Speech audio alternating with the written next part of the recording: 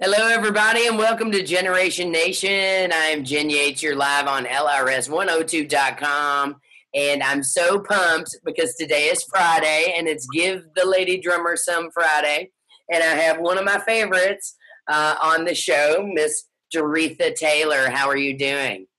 I'm doing well, thank you. Fantastic. I've been a fan of yours for a long time, and I've been watching your online social media stuff and your videos. And I'm always fascinated by you, and I always learn something. So I really appreciate you coming on the show today to talk drums with me. Well, thank you for inviting me. You're welcome. And so let's start out by telling everybody kind of where are you based at right now? In Myrtle Beach, South Carolina, where all the crazy tourists come to. I so know. They can go to the beach. Yeah, I love South Carolina. I have a lot of family there. Down near Pawleys Island and Spartanburg and Charleston. Okay. Yeah. So I love me some South Carolina. So let's get started by talking and letting the viewers know a little bit about yourself. How did you get your start in music? Yeah, everyone asks. And, well, I loved music. And so in third grade, I started piano. So it was 8. And, you know, that's about a good age to probably start doing something, especially piano, learning your basics.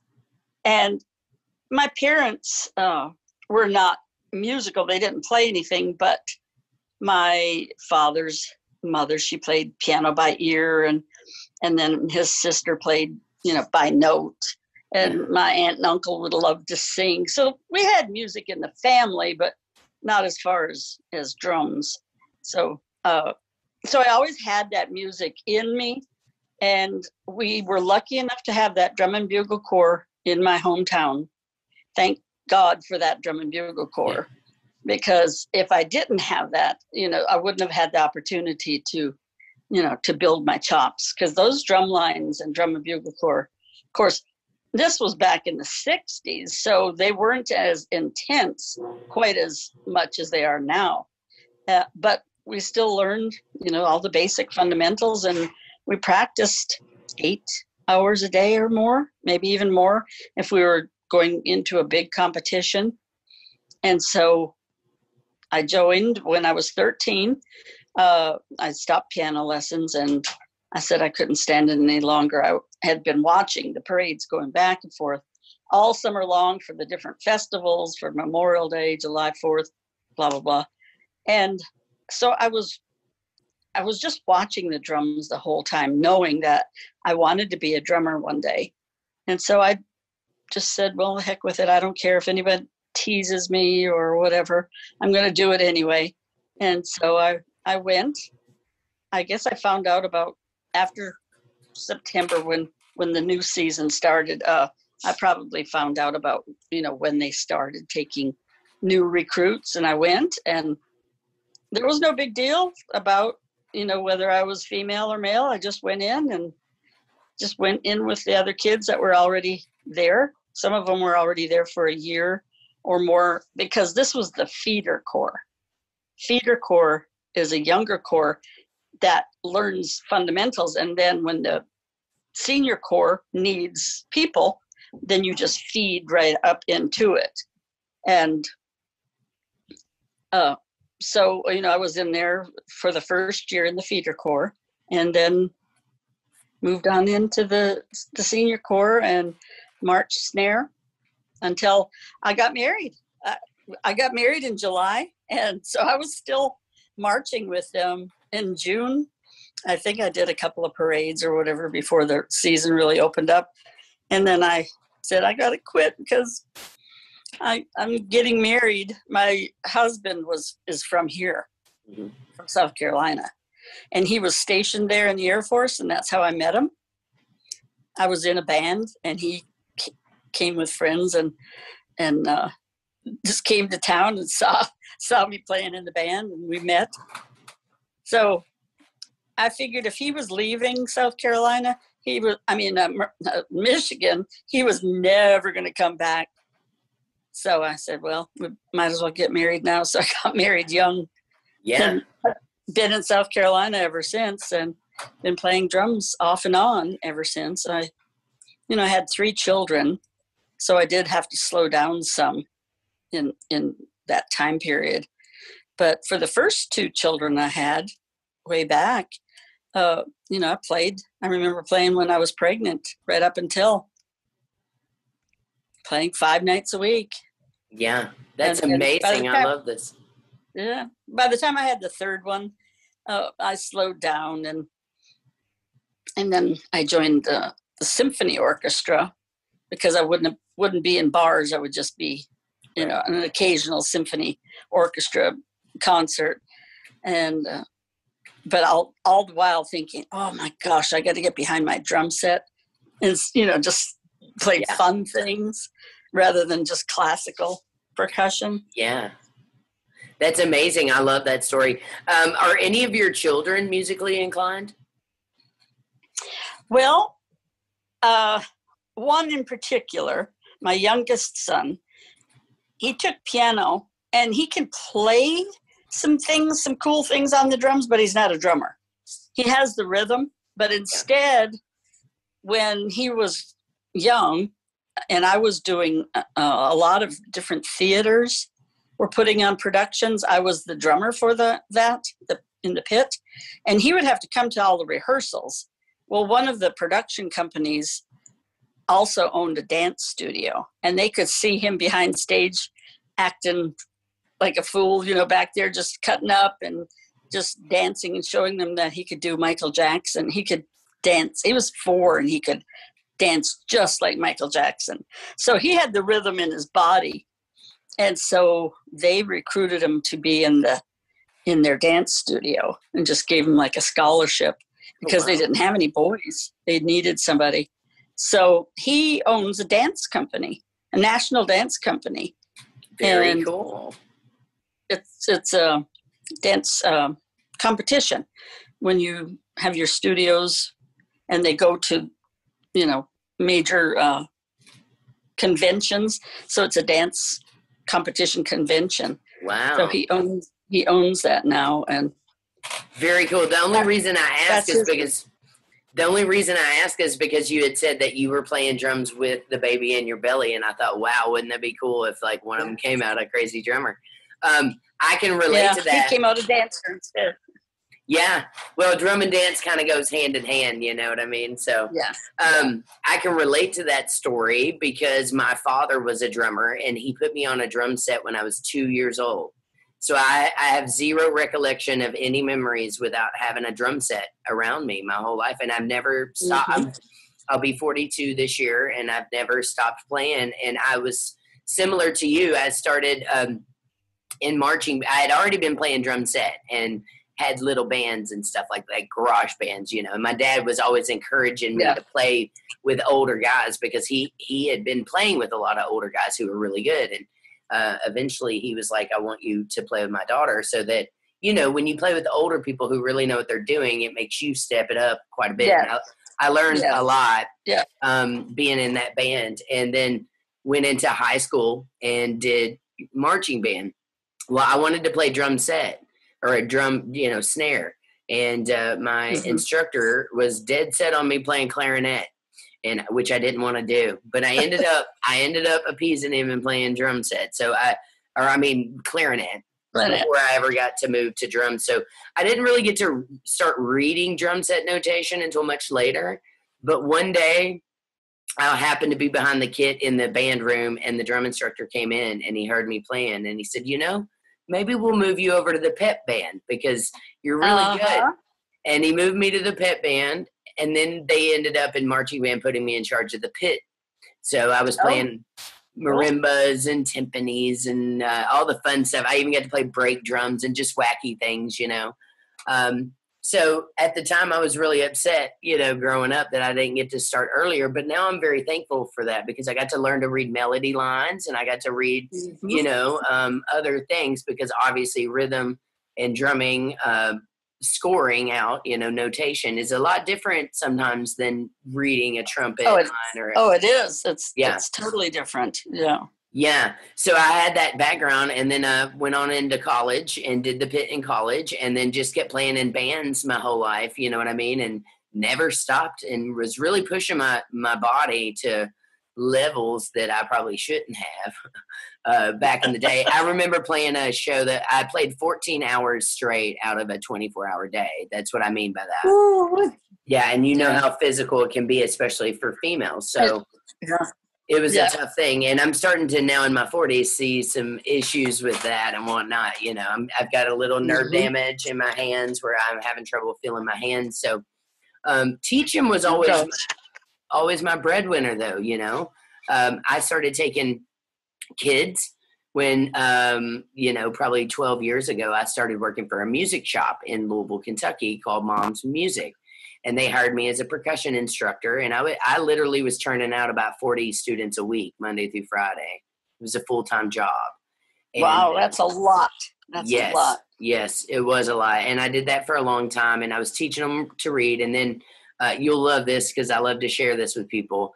I got a call one day asking if I would consider taking an autistic kid who was on the spectrum. And I said, yeah, why not? Why wouldn't I take it? So I took this kid.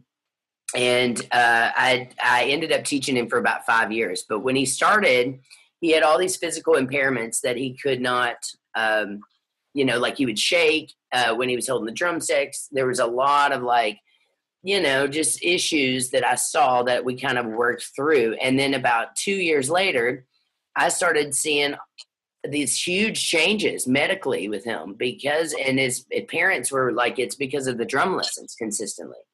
So I started filming that with their permission. And I did this whole thing where I show like a 2 to 3 year progression of where we started and where we ended up. And by the time we ended up, I mean, he had busted through all these physical issues, And so I was like, wow, I'm seeing drumming and music change these people's lives for the better, health-wise. It does. Yes. It's a big change in them, because over the years I've had lightly autistic, but I've had several ADHD students, and the parents kind of warn me about it. But once they get into the drums, and if they have to have some talent, they have to have some rhythm, otherwise, they'll lose it. But the ones that had talent, it really helped them. It really, really helped them. Yeah. I really do look at drumming, on a different planet kind of thing, where I feel like it's a healing thing. I feel like music is the healing force of the universe, and drums are so therapeutic, and they have so many benefits to health things, Yes. And I've even taught a kid who couldn't speak. She was mute, and we did lessons for a couple years, and somehow we could communicate through drumming, without even speaking to each other. So that was that was also a fascinating thing. I'm really into studying, how drums can be therapeutic and kind of an alternative medicine type of thing, Right. Yeah. So let's get back to your career. So you did all that, and you played in symphony orchestras. I love that because I've done a lot of theater and symphony stuff myself. I'm a very fluent reader and a great sight reader, and have done a lot of musical scores and stuff. That's a whole different plane. And I always feel like if you want to master your craft, you learn to read really well. Not that everybody has to, because a lot of people do it for fun, but I always encourage people to try to read, because it's really not that hard once you really understand it. So tell me a little bit about the symphony orchestra and how that was, because that had to be a fascinating gig to have, I would think. Well, luckily we had someone who started up a local symphony orchestra here, and there were a lot of former band directors and former, college music majors in the area. And we didn't really have to bring too many ringers in when we did the actual concert. So we rehearsed like once a week. And I had never played classical music before, other than when I was young and taking piano. You know, I did some classical then, but I don't know, just something told me. Well, my husband, since I had 3 children by then, he wasn't really too thrilled with me going back in the bars. Right. And so he was okay with me doing the symphony orchestra. And I learned a lot about classical music, which I never knew before. And the music to read percussion is a different story than drumline. Drumline is written out a lot plainer, a lot clearer. Well, I learned when you read percussion, it is whoever wrote that score for instruments. They just happen to jot down, oh, we'll put a little bass drum here, we'll put a little cymbal crash here, and their notation was just kind of weird, in different weird spots. And I want to interject real quick. I've also experienced that. In particular, one that comes to mind. I do a lot of musical theater, which is similar to orchestra, not the same, but it's similar.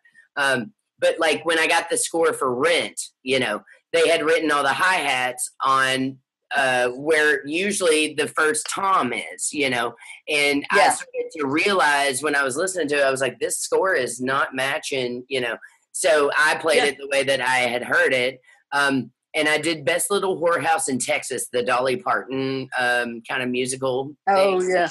And that one was all handwritten because, you know, a lot of those older scores were handwritten. And you have to buy the rights to the scores, and then they send them to you, and you get maybe a couple weeks to study them and then rehearse. And then you run like 13 or 15 shows, you know. And you read them every night. Well, the Best Little Whorehouse in Texas score literally was just like pencil and X's, and you couldn't make anything out of it. So I literally had to go back and kind of score out my own score for that. So scores can be quite interesting. Yeah. And another fascinating thing about scores, which I love to talk music theory and reading. I really love the art of reading and writing music physically down on paper, is that nowadays, you know, in musical theater, I'm starting to see all these electronic drums added to that too. Because, you know, when you get something like that, an orchestra, you get a list of all the stuff that's going to be played.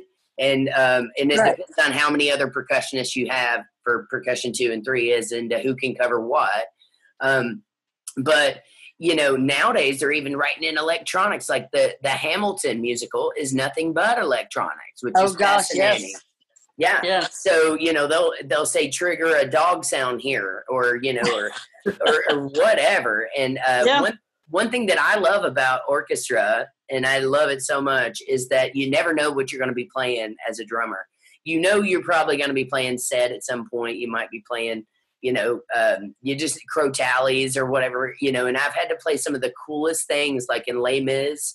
I had to play chains. I had to get a sledgehammer and hit railroad ties to make sounds, prop guns, shots, and all kinds of like really weird, wacky things, you know. And that's, to me, that's the most fun part of it, is getting to play. See, to me, that's the scary part. The purpose, when you get to your rehearsal space, where do you set up this and that, and how do you set the music so that you can grab, you know, whatever string, play, you know, a little bit of this, and then come back to the music, and I'm lost for a second, and I'm panicking. Yeah. I don't like that. I hear you. It is.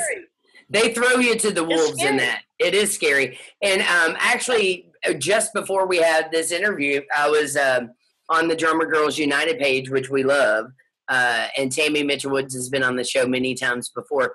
But I was telling someone, because they were talking about they were going to do a video on how to set up your drum set.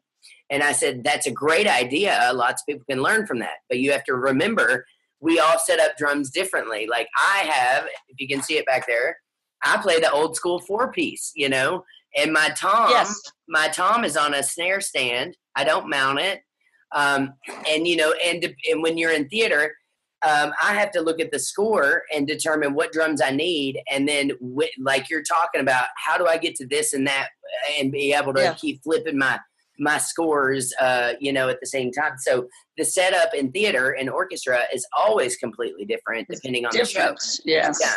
So, and it also is different depending on if you have a 5-piece kit or a 4-piece kit or a 12-piece kit, you're going to set things up differently. So I was just giving her a shout out about that, but you're absolutely right. Sometimes it can be very scary. And, I'm a big believer in taking gigs that scare the crap out of you. I've always done that.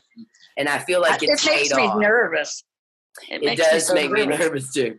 And but you need to be there for several rehearsals, because during the rehearsal, you're over here thinking, oh, I don't really need this right here. I need it over here, because it's close to the wood block that I'm going to play in a second, or, whatever. Yeah.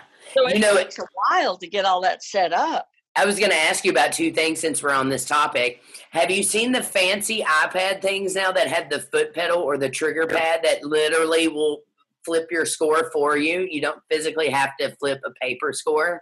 Have you seen those? I have a friend that he was playing the bass guitar for. And he just had his iPad and he wasn't doing anything. And I asked him, I said, where is the music? How does it keep changing? And then he told me about it. Yeah. So, I've seen those now, and those are fascinating, especially for drummers. The ones that they make for drummers have a trigger pad that you hit with a stick and it flips your score. Man. Which can also be scary, because if you accidentally hit that thing a couple times and it flips too many pages, then you're lost. But at the same time, it's also quite fascinating too, because I had never seen one of those either until another drummer brought it in. I thought, oh, what a great idea. And Sharon that's a fantastic idea. Yeah, and then the second thing I wanted to ask you about is, because we do have to play a lot of different percussion things. Have you seen the Miller machine, the triangle Miller machine? I don't think so. Okay, so that is another wacky gadget that somebody invented that I think is brilliant. A friend of mine had it. We did Funny Girl, the musical, and we had 2 drummers on that. And the other female drummer, who is also in our group on Drummer Girls United, fantastic orchestra drummer from Louisville, Kentucky, had this thing called the Miller machine. And what they've done is they mount a triangle on it, and they hold it real steady. And then at the bottom, it has the beater, and you touch it, and it beats your triangle for you. It's the most fascinating thing. Oh. It's quite interesting, but it works great. And it's so, for the exact reason we're talking about, it's so, if you're busy in the orchestra and you got triangle hits, which always seem to be in the most inconvenient places ever. Yeah. You don't have to grab your beater and grab the triangle, or I always hang my triangle from my stand with like a clamp to use it. Yeah. But this thing mounts anywhere you want it, and then you just touch the button, or you touch the beater, and it pops up and dings the triangle. So so you don't have to physically pick up a beater, pick up a triangle, and hit it. I thought that was pretty smart. Yeah. Yes. Yeah, it's called the Miller machine. I will send that info over to you, because it was one of the I like that idea. And it's a pretty modern made thing. I think probably within the past 5 years is when they've invented this, Yeah. Okay. So I love that you read music. I love that you've done orchestra. Do you have a favorite moment that in orchestra that you have a great memory of? Is there a favorite that you've ever done? Well, it's a great memory, but it's a horrible memory too. Please share it. I had a cymbal crash, but it was like 9,000 measures from the point A to point B. Yeah. So it's so hard, and then the tempo would be in say 4/4, then 2/4, then 3/8, and it was just so, oh my gosh, just to keep track of all of it, turning page, counting. And then when it got to where I knew it was coming up, I wasn't sure where it was. And so I didn't crash it. I had the cymbals in my hand. Right. And I was like, and I put them down, and the conductor looks over at me and gives me a dirty. I always love a conductor. I've worked with some great ones over the years that are really understanding and nice because, it's a lot going on in orchestra. He wasn't. He wasn't. He wasn't. Oh. No. Well, oh well. Yeah, but there's that ongoing joke about how drummers, we have so many rests a lot of times that, if you're in the 80th bar of a rest, then you don't know what's going on. So we're listening for like the flute parts to know where we are, Yeah. I knew that it was coming up, and it was just, I wasn't sure of it, and I didn't want to put it in the wrong place. So I just didn't put it. Well, I have a funny story for you, kind of similar to that, is when I was in marching band in the court, I was in the pit, which was, for people tuning in that don't know, the pit orchestra, or the pit for the marching band, is all the big stuff that you can't physically march, like timpanis and gigantic marimbas, and the concert bass drum and the set and all that stuff. And they had me running, I was playing marimba down near like the 20-yard line, on this side. And then I was supposed to run over to the other 20-yard line on the other side and hit the concert bass drum. Well, it had been raining. It had been raining the night before, so the field was super slick and wet. The grass was wet, So I'm running, trying to get there on time to hit this thing, and I tripped over a flag. Some flag girl had left her flag in the wrong position, and I tripped and fell and slid. I mean, I slid forever. And I knew that bass drum hit was coming up, and all I could do, the mallet went flying. All I could do was pick up that flag and hit that bass drum, and I did it from about 8 foot away. Of course, back then it was much earlier. It was in the 90s, so they had, at that point, they would record us with VHS tape cassettes. Yeah. And we would have class on Monday morning after our rehearsals and our band run-throughs. And then we would show it. Yeah, we would watch the tape back. So they rewound that thing probably 50 times, and everybody was crying, laughing at me, and I still get heat for it today. But I was like, but I didn't miss the hit. You know what I'm saying?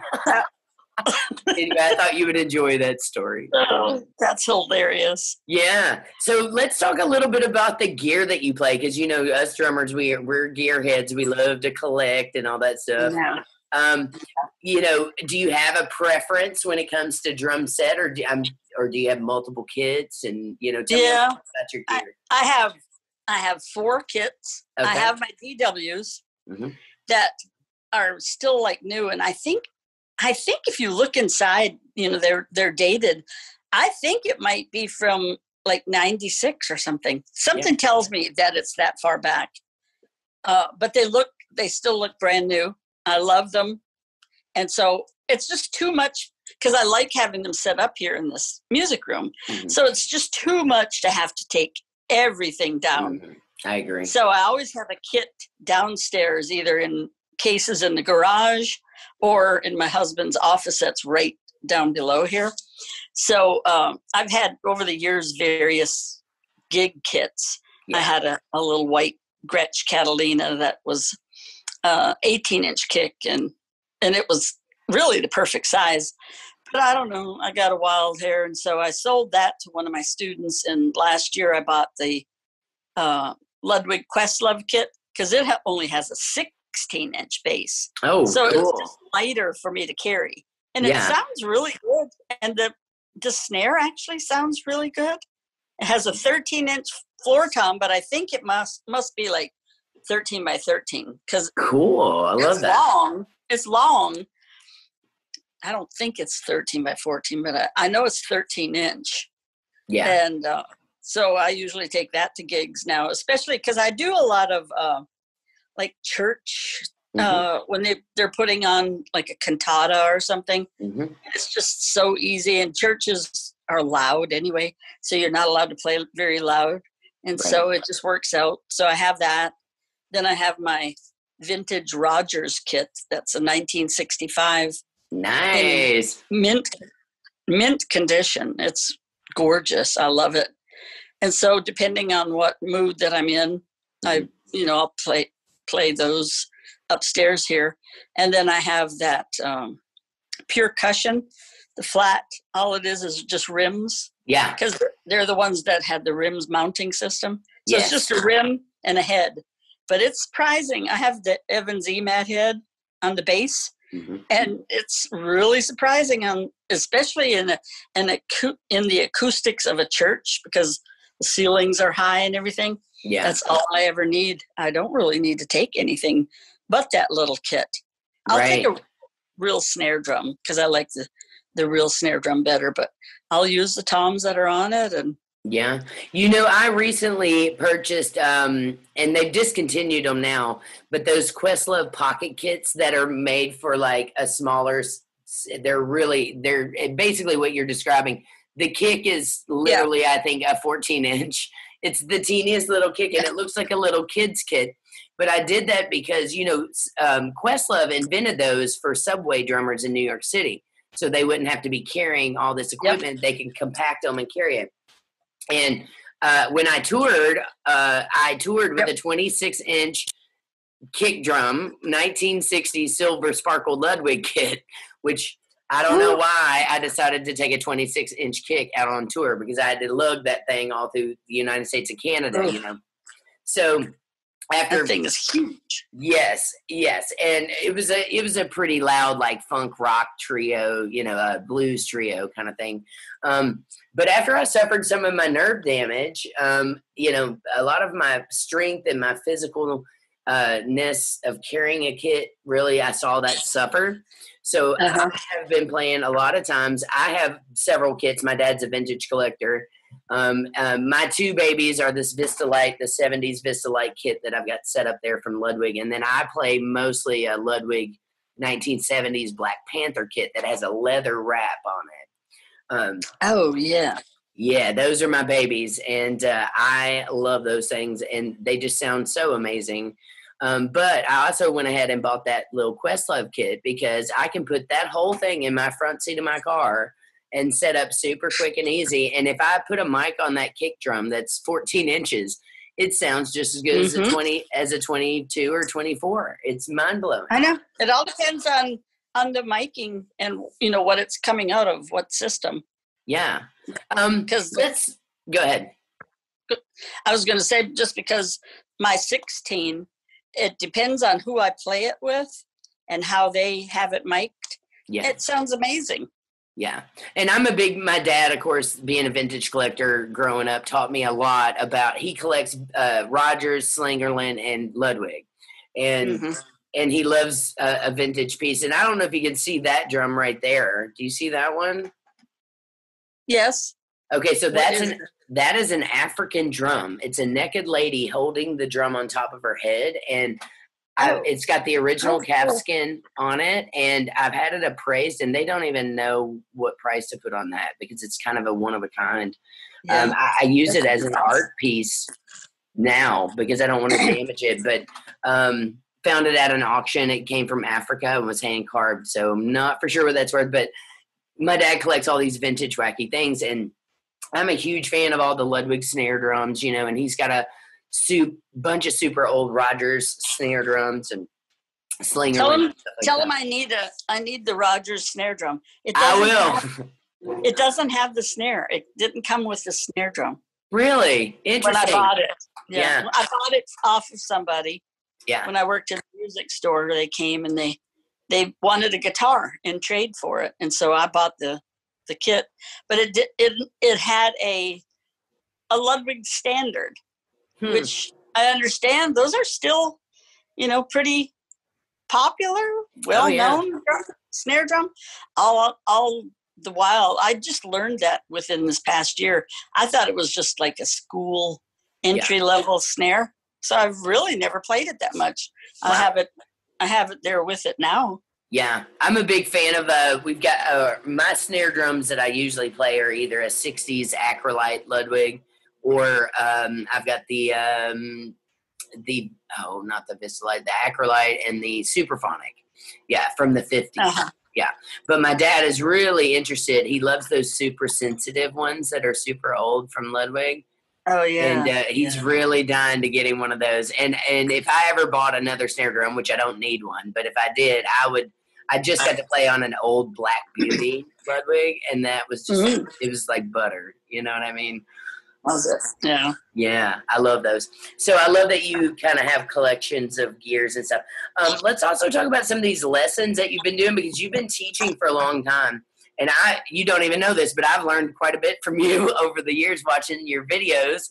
Oh, cool. Yeah, cool. And one thing is, I saw you. What is the video that you did that they put out where you're tapping on they're talking about age doesn't matter with drumming? Yeah. That is an amazing commercial. Who filmed that, and where is that? Where can people see that? It's on YouTube, and it's also on Facebook, but it's under Drumeo. If you go to Drumeo, and then you look up Godmother of Drumming is the title of it. Yeah. They put that title on there. So I'm playing Down with the Sickness. I love that. Well, it's so cool. That's the first thing that not the first thing. I'd seen you giving lessons here and there, and I'd seen stuff either on social media or YouTube, or maybe some of the famous like Drumeo or whatever. And I was like, this is so cool. You know, I'm a big fan of Viola Smith.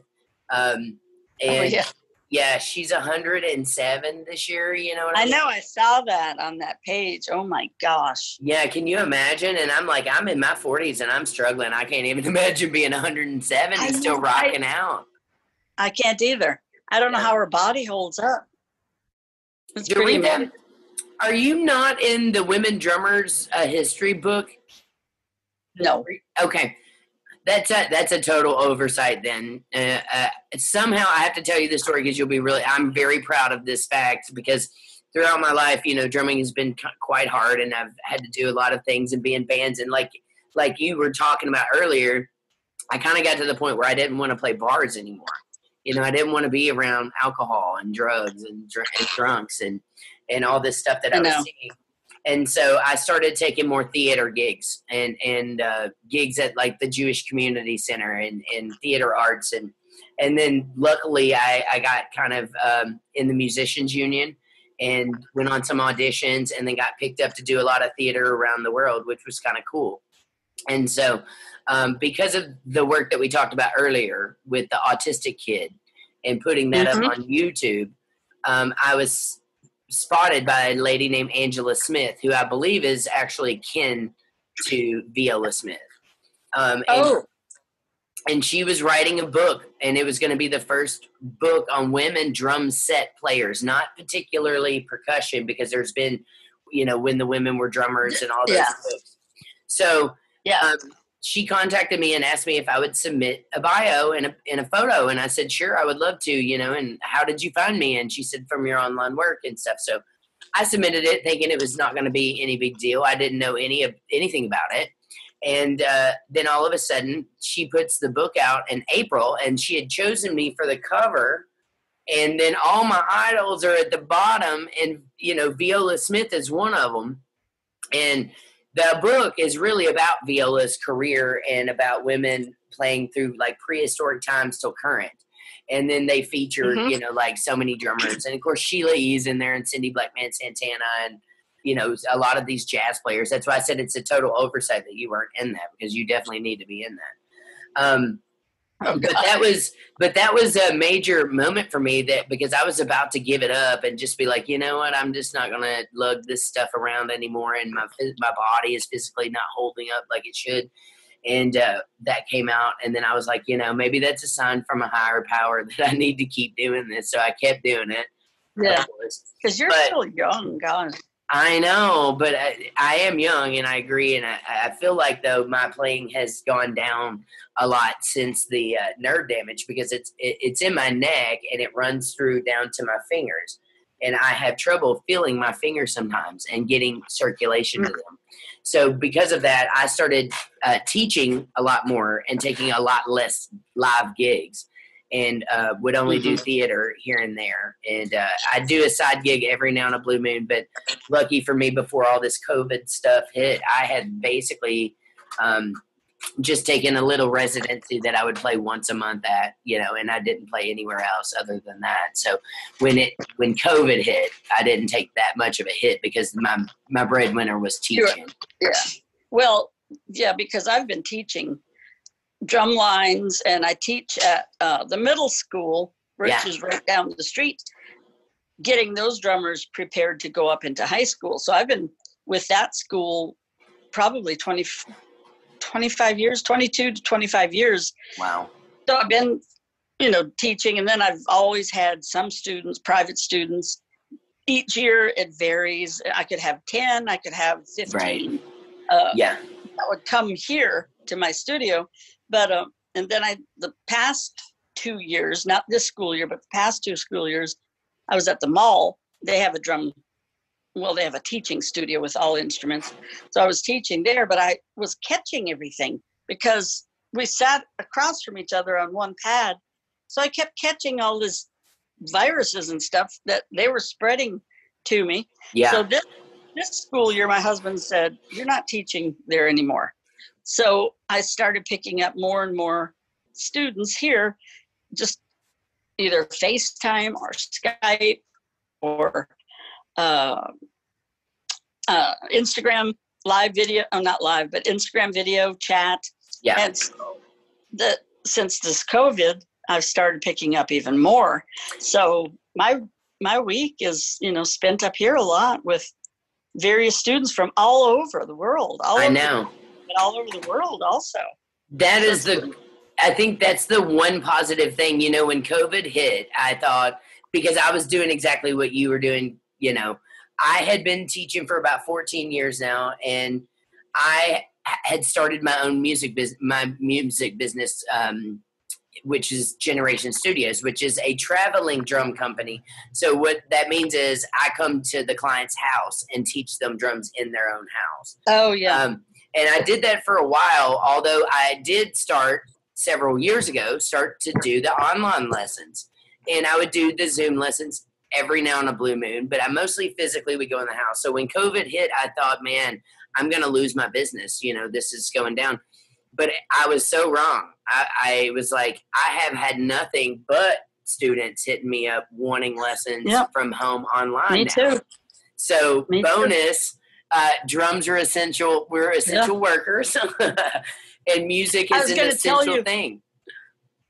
Yeah. I was going to tell you, I had been in a classic rock band for a couple of years. And the last gig I played, because it was, a bar. Yeah. But they did serve food, but it was a bar, and people didn't start coming in until late. And the last gig that I did play there, I went to the bathroom, and there was this lady, probably 53. She was a businesswoman. Yeah. I know her from somewhere. And, a professional businesswoman, nicely dressed. And she started talking to me, and she was so drunk. Ooh. And the language that was coming out of her mouth, I was just in shock. And I said, I don't know, I'm in the wrong place. I just felt so, I don't know, I can't even explain it. I was in shock because of what the alcohol had done to her. Yeah. And I just felt like I didn't even want to be on that same, I don't know, wavelength. Well, I totally get that for sure. I have battled, I drank all through my 20s and 30s.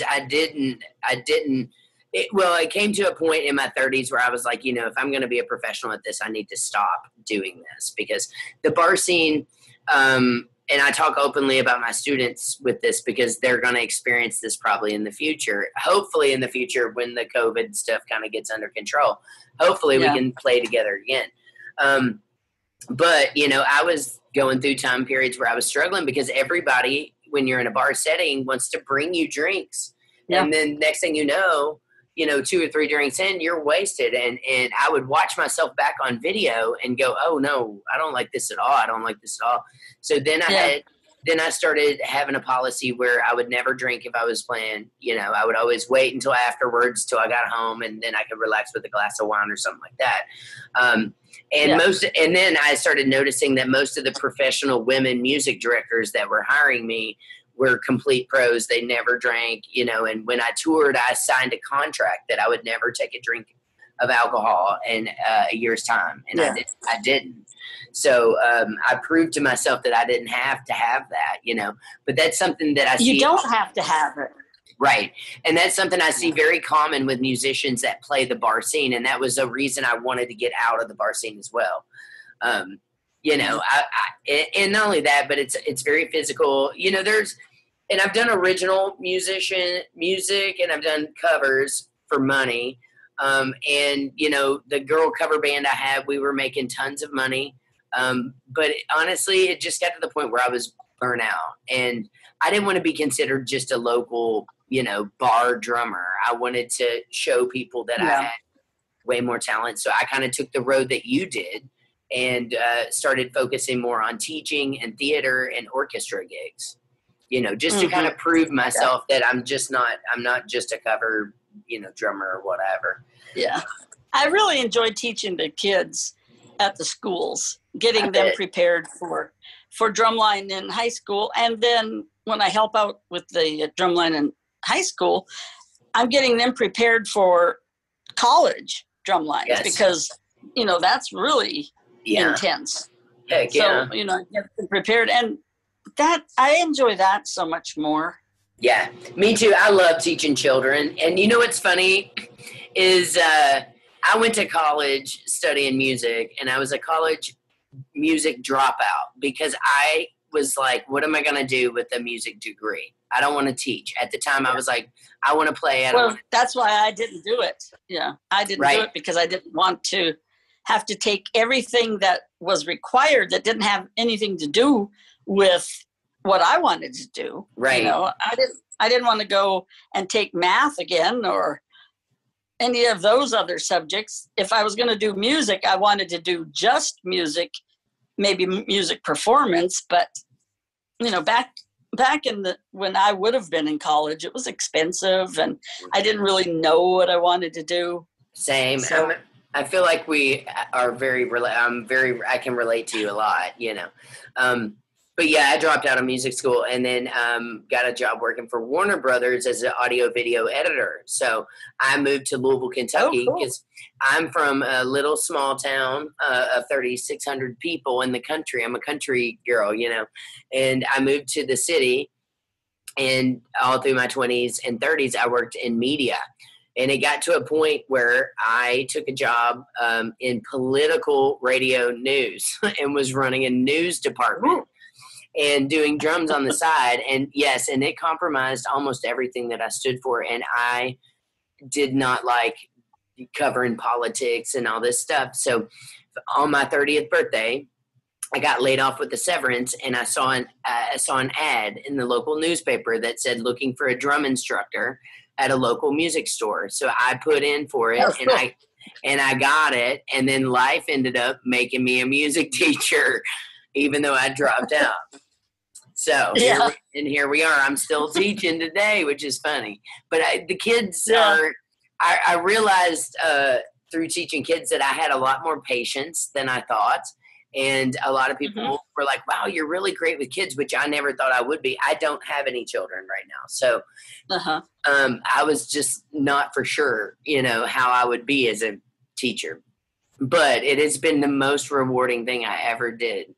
The first time I got to see one of the students that I taught, I taught her Cream, Sunshine of Your Love, and the kid was like 6.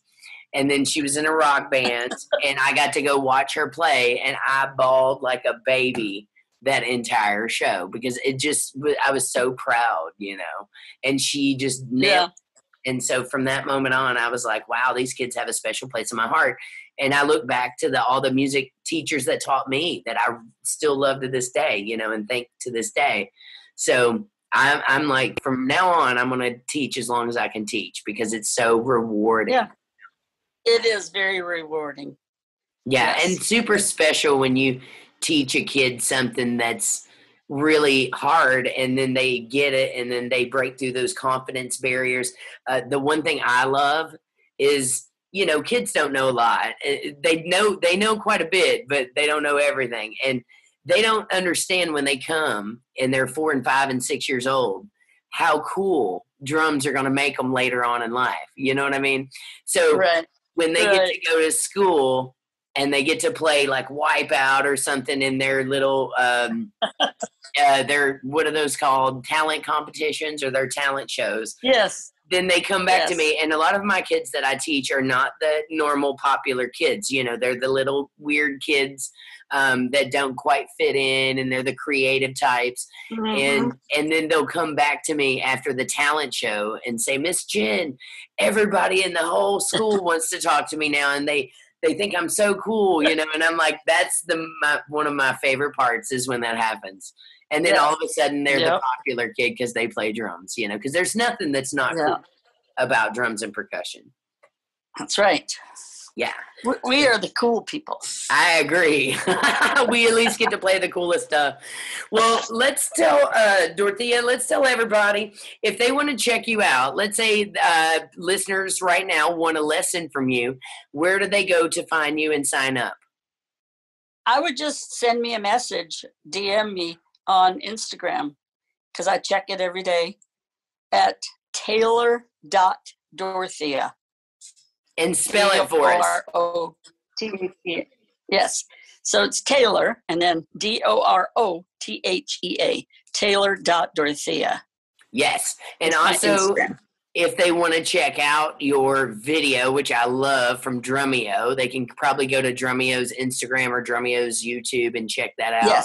Yes. Yeah. And I have a YouTube page as well. It's called DT Drummer Lady. I'm going to write that down. I have a lot of old stuff. There's a lot of old stuff on there, but I have put a few more recent things on there. DT Drummer Lady. Sure. And then Facebook you can find me on Dorothea.